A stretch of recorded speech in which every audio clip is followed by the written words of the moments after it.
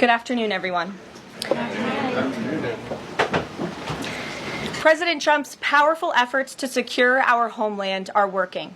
According to newly released numbers, last month, Border Patrol saw a 93% decrease of illegal aliens crossing the southwest border between ports of entry from May 2024 under Joe Biden, when they encountered more than 117,000 illegal aliens.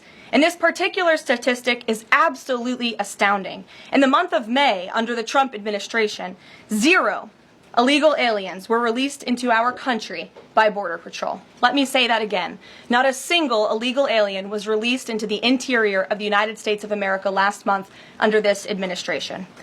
Let's contrast that to Joe Biden's failed leadership, where immigration officers were wasting their finite time and resources processing dangerous illegal aliens for release into the United States. President Trump immediately terminated that reckless Biden-era practice that undermined the rule of law, jeopardized public safety and our national security, and diverted critical resources away from stopping deadly drugs and violent criminals from entering our country.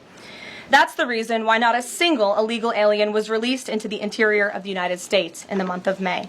And as a result, we now have a border that is reaching unprecedented levels of operational success. The efforts by President Trump to stop the illegal immigrant invasion and secure the border in this short amount of time represent one of the greatest achievements by a presidential administration in the history of our great country. With illegal entries being overwhelmingly halted, the Trump administration is dramatically ramping up efforts to arrest and deport all of the millions of criminal illegal aliens that Joe Biden let into our country over the past 4 years. President Trump has directed all of our ICE officers to do everything in their power to carry out the single largest mass deportation operation in history. Illegal criminals who are hiding in America's largest so-called sanctuary cities will be increasingly targeted for removal. Radical Democrats will no longer be allowed to shelter illegals who threaten public safety as part of their cynical efforts to expand political power, drain the American taxpayer, and artificially lower wages and steal American jobs. ICE officers are courageous heroes, upholding the rule of law and keeping our citizens safe. And they have the full and unwavering support of this president. In economic news, President Trump's pro-growth agenda is delivering for the American worker. Through the first 5 months of the Trump administration, real blue-collar wages are up nearly 2%. It's the strongest growth in nearly 60 years, and a stark contrast from the negative wage growth seen during the first 5 months of the Biden administration.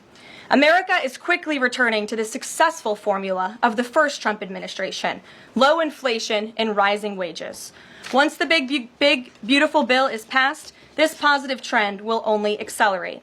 Senate Republicans are continuing to push this critical legislation forward. The One Big Beautiful Bill will drive growth and supercharge the American economy. The Council of Economic Advisors found that the One Big Beautiful Bill will raise take-home pay by nearly $14,000 for a year for the average family of 4. The CEA also found that the One Big Beautiful Bill will increase wages as much as $11,000 for the average worker in America. The One Big Beautiful Bill expands the child tax credit and makes it permanent for more than 40 million families with children. And the bill will deliver no tax on tips, no tax on overtime, and substantial tax cuts for our incredible seniors.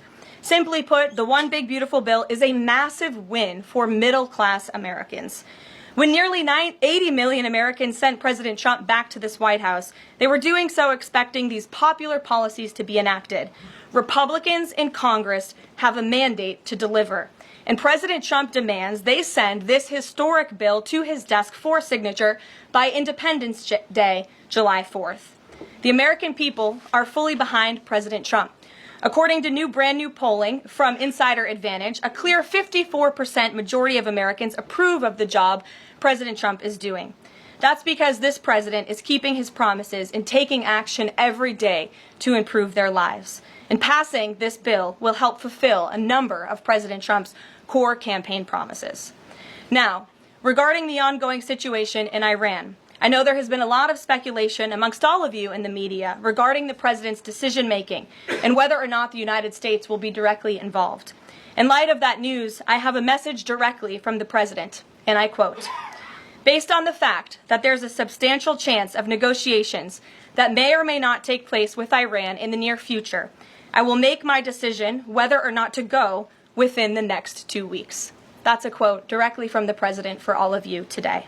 So we'll kick it off for questions here in our new media seat. We have Eli Lake from the Free Press. Eli, go ahead. Thanks so much for having us. Thank you. The Free Press. The decision to extend the, delay in enforcing the TikTok ban. Sure.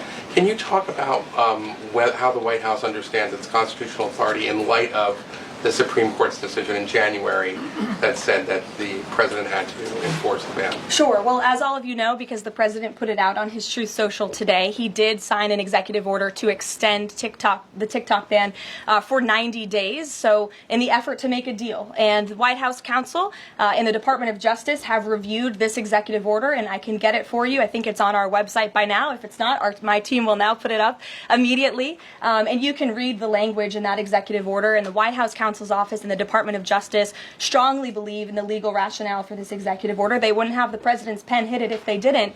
And the political reasoning for this, of course, is because the president made a promise to keep TikTok on. There are 100 million Americans who use this app. It's widely popular. He also wants to protect Americans' data and privacy concerns on this app, and he believes we can do both things at the same time. So he's making an extension so we can get this deal done. Can I get a follow-up? Sure. A few weeks ago, Tucker Carlson reported on a meeting between the president, Mark Levin, and others at the White House. Is there a leak investigation, and can you say who else was in that meeting? I'm not aware of a leak investigation at this time. I, for one, do not reveal details about the president's private meetings without his permission to do so. But certainly the president does not like when people leak. He takes that very seriously. This entire administration takes that seriously, and that's why you've seen at agencies some of the cabinet secretaries have been given the authority by the president to let go of staff who are engaged in such leaks, especially those that risk American national security. Sure. Go ahead. Caroline, thank you. So, Rhino warmonger Lindsey Graham, he recently called on the U.S. to go all in. That's quite the lead to a question. Right. What's your message to everyday Trump supporters? Not the Tucker Carlsons or other big names, but everyday Trump supporters, grassroots who voted for President Trump to stop the wars, rejected this in the primary, going into another war with voting against Nikki Haley, and they want to see non-U.S. involvement in this war. What's your message? Trust in President Trump. President Trump has incredible instincts, and President Trump kept America and the world safe in his first term as president in implementing a peace through strength foreign policy agenda. And with respect to Iran, nobody should be surprised by the president's position that Iran absolutely cannot obtain a nuclear weapon. He's been unequivocally clear about this for decades, not just as president, not just as a presidential candidate, but also as a private citizen. In fact, I have some quotes for you. In 2011, President Trump said, America's primary goal with Iran must be to destroy its nuclear ambitions. We cannot allow this radical regime to acquire a nuclear weapon that they will either use or hand off to terrorists. In 2015, the president said the problem is that Iran poses an existential threat to Israel, our Middle Eastern allies, and the United States. And of course, the president has repeated that in his first term as president and his second term as president as well. That's why he was adamantly opposed to the disastrous Iranian nuclear agreement that was implemented by President Obama. And it's why he has given great latitude and given a lot of effort to achieving a diplomatic solution. But he's been very clear. Iran went for 60 days when he gave them that 60-day warning without coming to the table. On day 61, Israel took action against Iran. And as I just told you from the president directly, he will make a decision within 2 weeks. A follow-up? Sure. Go ahead, Natalie. Thanks, Caroline. Can you confirm whether Steve Witkoff has been in touch with the Iranian foreign minister? And does Witkoff plan to go to Geneva tomorrow for talks? I am not tracking that on Mr. Witkoff's travel schedule, but I can certainly check in with him to be sure. As for correspondence between the United States and the Iranians, I can confirm that correspondence has continued. As you know, we were engaged with 6 rounds of negotiations with them in both indirect and direct ways. Thanks, Kelly. Just to clarify the president's statement just now, when he says that he'll make a decision in the next 2 weeks, is he saying that if Iran does not come back to the negotiating table within the next 2 weeks, that the president will strike? The president is saying that he will make a decision whether or not to go within the next 2 weeks. It's very clear and direct. And is he seeing any signs of progress? He obviously is holding out hope for negotiations, but is he seeing any inklings of progress that give him that hope that talks are still possible? Well, that's why he said in the statement that I just read for all of you, based on the fact that there's a substantial chance of negotiations that may or may not take place with Iran in the near future, he will make that decision within the next 2 weeks. What makes him think there's still a substantial chance is my question. I'm not going to get into the reasoning and the rationale. The president believes that, but that's his position, and he will make a decision within the next 2 weeks. Karoline. Sure. Thanks, Karoline. President Trump has said previously in regard to Russia, he's used this phrase about 2 weeks several times in terms of like, we expect like a 2-week deadline and then you give another 2-week deadline. How can we be sure that he's going to stick to this one on making a decision on Iran? Well, in those deadlines, as you've seen in respect to Russia-Ukraine, might I add, these are two very different, complicated global conflicts, as you know, that the president inherited from our previous incompetent president in the weakness of the previous administration. And the president has spent a tremendous amount of time and effort cleaning up these crises that were caused by the last administration's just complete dereliction of duty on the world stage and American weakness. Now we have American strength again.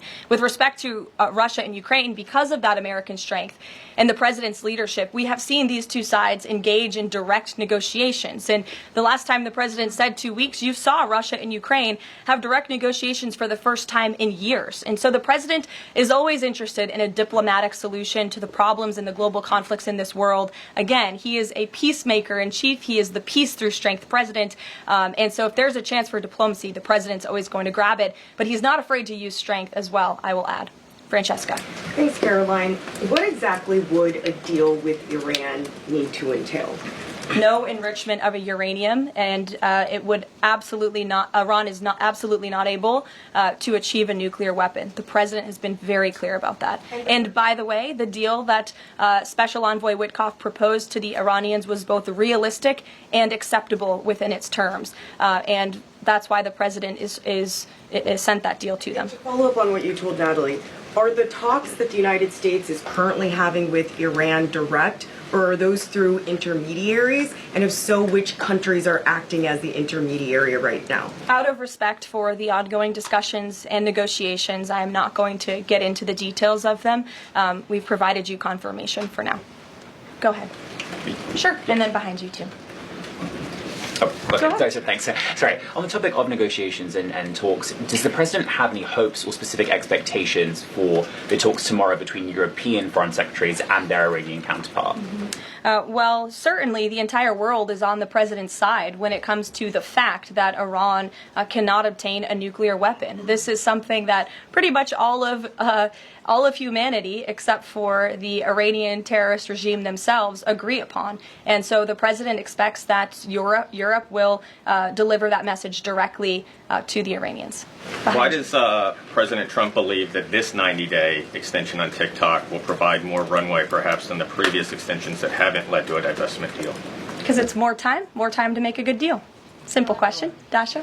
Thank you so much. I know things are going day by day right now. The president wants maximum optionality. Is the possibility of the U.S. getting involved in regime change in Iran at all on the table at this point? And then I have one on Sure. The president's top priority right now is ensuring that Iran cannot obtain a nuclear weapon and providing peace and stability in the Middle East. And on Medicaid, Caroline, Sure. The Senate put forward Medicaid provisions, particularly a lower cap on state provider taxes that hospitals have said would lead to mass closures, particularly in rural communities. Is the president willing to sign a bill that includes those provisions that Republican senators like Josh Hawley say will lead to hospital closures? Out of respect for the ongoing discussions that the White House is very much actively involved in with our friends in the United States Senate, I won't comment on that specific provision. Look, the bill hasn't been sent to the president's desk yet. There's more room for change. The president, for one, I will reiterate, has been very clear on his priorities with respect to Medicaid. He wants to see waste, fraud, and abuse ridden from the system to protect it for tax-paying citizens who deserve those much-needed benefits. He wants to prioritize the sick, the needy, the poor in this country who deserve those benefits, not the 1.4 million illegal aliens who are receiving them. And he wants to make sure this one big beautiful bill kicks those illegal aliens off of this program to preserve it and protect it and strengthen it for the American people. And the president has been very clear in that message to his friends in the Senate. Jackie. Thank you, Caroline. Sure. Logistically, if the Iranians are getting to Geneva, does that mean they've found a way to get to the White House? I am not going to get into hypotheticals, but as you heard from the president yesterday, they have expressed interest in doing so. There's a lot Philip. of pressure on the president to come to the aid of Israel. There's a lot of pressure on him to finish the job with force. How is he balancing the concern that if he doesn't choose to do that, that it would send a message to Xi Jinping about the U.S. commitment to Taiwan? Well, the president enjoys a very respectful and cordial relationship with China's president. He has long maintained that, even in his first term. And China and the United States share many strategic interests, both in terms of economics and also, of course, global affairs and foreign policy as well.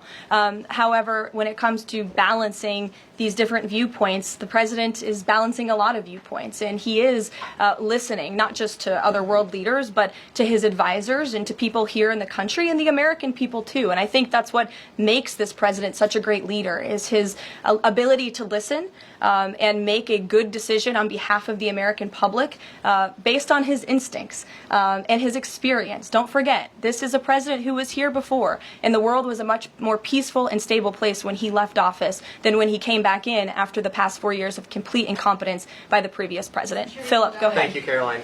Two quick questions. When the president says Iran is very close to a nuclear weapon, is he relying on U.S. intelligence or intelligence sharing from an ally to make that assessment?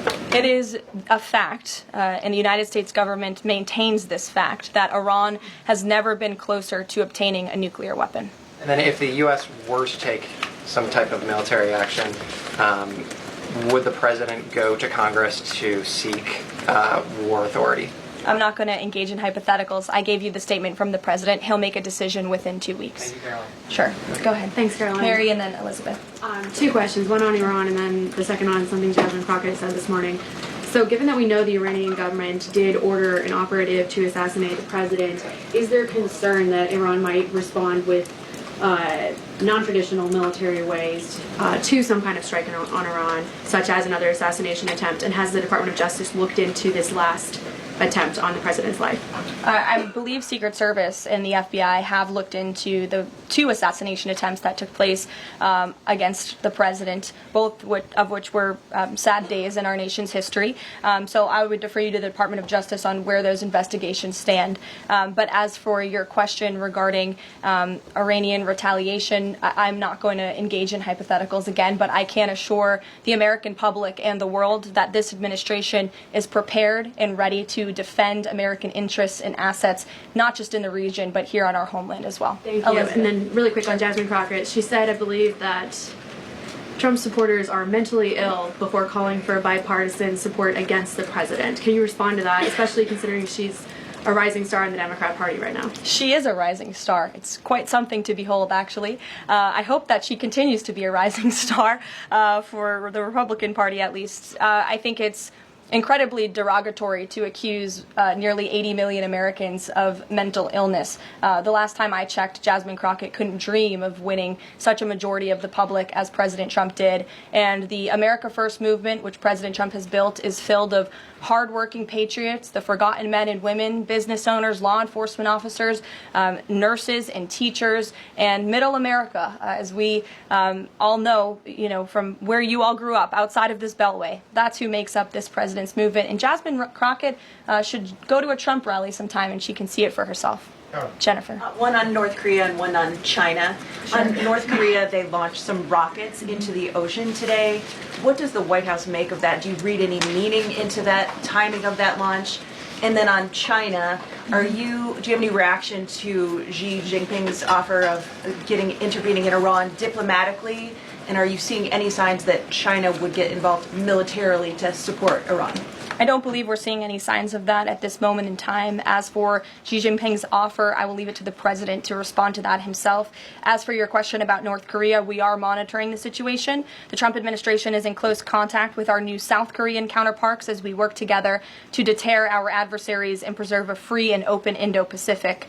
And no matter where, our adversaries and our allies alike know that President Trump will not tolerate threats against our interests on his watch, even as he works to resolve the wars that he inherited. Question. Alex, go ahead, and then I'll come to you. Thank you. Is the president concerned about the economy if farms and hotels, et cetera, struggle to find workers? The president's always concerned about the economy. That's on his mind every day. He wakes up, he checks the markets, he checks wage growth. As I pointed out, it's a record high today for middle class and American workers. So the president's always wanting to ensure that we have a strong and robust economy for the American people and worker, and we do. As for the specific concerns regarding jobs, look, the president has made it very clear we need to remove public safety threats from the interior of our country, and that remains the focus and the priority of this administration when it comes to deportations, no matter where somebody works. If they're an illegal alien rapist or murderer that was allowed into this country in the past 4 years by this administration, the American people want those types of criminals to be deported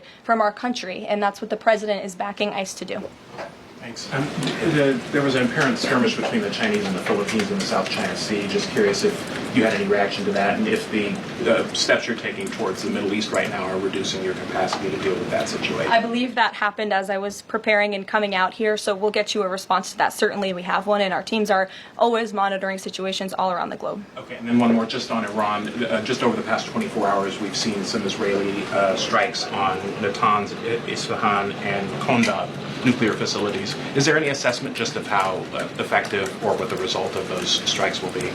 What I can share is that the IDF and Israel, I think, have exceeded a lot of people's expectations in their ability to really hinder Iran's nuclear facilities, but also they've taken out key people in the Iranian regime's leadership as well. So this is something, of course, we are monitoring and watching every day, and the president was just in an intelligence briefing. He continues to be briefed by his National Security Council, and he will throughout the duration of this war and conflict. And he also remains in constant communication with our Israeli counterparts, most notably Prime Minister Benjamin Netanyahu. Kristen. Thank you, Caroline. We have heard from a number of U.S. officials who say that Iran doesn't want to make a deal, that they are just stringing the United States along. What is to say that they are not going to continue to do so if we continue to give them extensions, now 2 weeks before 60 days? Look, Iran is in a very weak and vulnerable position because of the strikes and the attacks from Israel. And with respect to the president's statement, I shared that with all of you. And he has been very direct and clear. Iran can and should make a deal. We sent a deal to them that was practical, that was realistic, or they will face grave consequences. Why is Steve Witkoff not participating in the talks this week? I can ask Mr. Witkoff why he is not. Thanks, Caroline. Does the president object if Israel attempts its own operation against Fordo in the next 2 weeks? I won't decide that for the president, nor will I share that here. I'll let him speak to that. And then just another one. Iran is apparently warning Europeans that if struck by the U.S., it may withdraw from the nuclear proliferation treaty. That would result in throwing out inspectors and taking the program dark. What does the president think of the value of having Iran as a full signatory of that treaty? Well, that's reckless rhetoric, but I understand the Europeans are meeting with the Iranians tomorrow, so we'll see how that meeting goes. Just one more on Juneteenth. Does the president plan to commemorate the holiday today or make any comment on it? I'm not tracking his signature on a proclamation today. I know this is a federal holiday. I want to thank all of you for showing up to work. We are certainly here. We're working 24/7 right now. Nikki, go ahead. Actually, that was my question. Will he plan to mark Juneteenth in any way, either today or with an event later on, maybe next week? Sure. I just answered that question for you. Go ahead. Thank you very much, Caroline. The fact that this president is giving some time and space for diplomacy, another 2 weeks, does it mean that the president is trying his best to avoid a direct conflict with Iran? I think the president has made it clear he always wants to pursue diplomacy, but believe me, the president is unafraid to use strength if necessary. And Iran and the entire world should know that the United States military is the strongest and most lethal fighting force in the world, and we have capabilities that no other country on this planet possesses. Owen. Caroline, good afternoon. The Supreme Court, as you know, has upheld Tennessee's ban on transgender medical procedures for minors, puberty blockers, hormone therapy, etc. The White House reaction to that, please. It's a huge victory for America's children, and it's obviously something this administration believes strongly in, that young minor children should not be allowed to be subjected to chemical castration and mutilation. The president himself has taken very strong orders, or has signed very strong executive orders on this, and we are grateful for Tennessee's efforts to protect our children, and we are grateful the Supreme Court ruled on the side of the law, but also on the side of protecting America's innocent children. Elizabeth, go ahead. Sorry, I skipped you earlier. Okay, thank you so much. Secretary of State Marco Rubio announced new vetting procedures on student visas. Will this serve as a model for vetting other foreign visas? For all foreign visas, yes. As you know, the president signed an executive order, I think it was one of the first he signed in the first week, to strengthen our vetting requirements and our vetting system here in the United States for all visas. He directed the Secretary of State to do that. There was a pause in some of that vetting, as you all know, recently, especially with respect to students from some certain countries. But the vetting has continued, and it's stronger than ever before. As for specifics on how the vetting process has changed, I would defer you to the Department of State. As you know, they're in charge of things like that. Thank you. To what extent is this 2-week delay with Iran the result of interventions by the likes of Tucker Carlson, Marjorie Taylor Greene, or the entreaties of European leaders who want a de-escalation? Look, the president hears all voices across the country, and he makes decisions based on his instincts. And he has always said diplomacy is his first option. And is he still planning to attend the NATO summit next week? He is, yes. We will be departing from Washington on Monday morning, and hopefully we'll see some of you there. Kayla. Thanks, Caroline. Oil prices have been spiking over the last week. Is the president watching the oil market, and is that factoring into his decision-making in the Middle East? Again, as I said to, I think, Alex's question previously, the president is always watching, and this administration is doing more than any in history to bring oil prices and gas prices here at home down for the American public. They have been plummeting since President Trump's inauguration because of the executive action and the federal action this administration has taken on the home front. But yes, of course, he's paying attention and monitoring that. But as for whether it's weighing into his decision, there's a number of factors that, of course, are, and as I said, he will make that decision in the next 2 weeks. Can't reiterate that enough. Ouija. Caroline, thank you. With regard to a potential deal, Iran has said it will not negotiate under duress. Does the president believe there should be a ceasefire in these next 2 weeks as the U.S. tries to broker a deal? That's not what he said in the statement he dictated to me, so I won't get ahead of the president or add anything additional to the statement that he gave me the liberty to share with all of you. And then just to follow up on how close Iran is to a nuclear weapon, can you clarify, when the president said a few weeks away, did he mean obtaining enough enriched uranium to start building a weapon, or did he mean Iran is a few weeks away from completing the production of a weapon? I'm glad you asked that, Ouija. It's an important question, and it's one, frankly, the media has been getting wrong. Let's be very clear. Iran has all that it needs to achieve a nuclear weapon. All they need is a decision from the supreme leader to do that, and it would take a couple of weeks to complete the production of that weapon, which would, of course, pose an existential threat not just to Israel, but to the United States and to the entire world. And that is something that the entire world, including countries like Russia, is in agreement with, that Iran should not and cannot obtain a nuclear weapon. And that's why the president believes that, and he's believed that, again, not just his political career, but frankly, his entire life. So it sounds like it's the former, just to be clear. Correct. They have the components. Okay, Correct. thank you. Michael. Caroline, as we look forward to the NATO summit next week, Spain right now is threatening not to oblige the president's request for all NATO countries to spend at least 5% of their GDP. Does the president take issue with this, with Spain right now? I didn't see Spain's comments. I'll make sure the president sees them, and I can assure you he wants to see all European countries pay their fair share and meet that 5% threshold. It's only fair considering the American taxpayers have given a significant chunk of money to the tune of billions of dollars to support our mutual interests and our assured defense. So I will let him speak to that, but he's made his priorities for our European allies quite clear, including Spain. Thank you, Caroline. One last question. When it comes to the president's position on foreign policy in general, is there a phrase that the White House has coined? Is there a Trump doctrine? Does the president like to talk about this? Anyone here in the White House talking about this? And if so, if there is something akin to a Trump doctrine, how would you define it? America first, always. And with that, I think I'll leave you. I know there's a lot of news in the world right now. As you know, our team is always here to answer your questions. And the president, I am sure, will take more questions from you guys at some point this week, as he always does in the effort of transparency. I appreciate your being here on a federal holiday, and we'll see you later. Thank you. Thanks, Caroline.